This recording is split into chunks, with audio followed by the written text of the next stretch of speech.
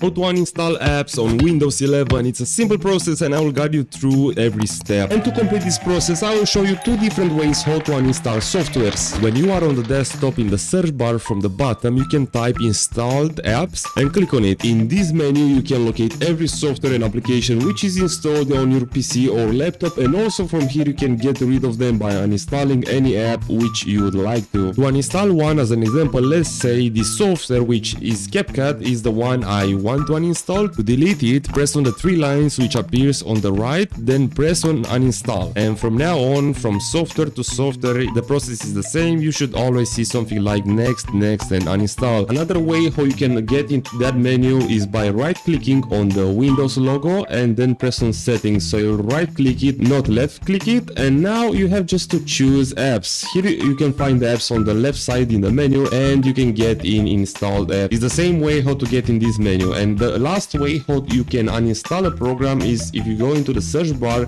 and search for control panel, and once you are here you can locate here programs and press on uninstall a program, and also from here you can uninstall something. As an example, again CapCut, and I can press on uninstall, and this is how to uninstall something on Windows 11 operating system. From now is always something like next, next, and uninstall. It should be very similar. I really hope this tutorial helped you out to learn how to uninstall a software on Windows 11 operating system. Bye bye.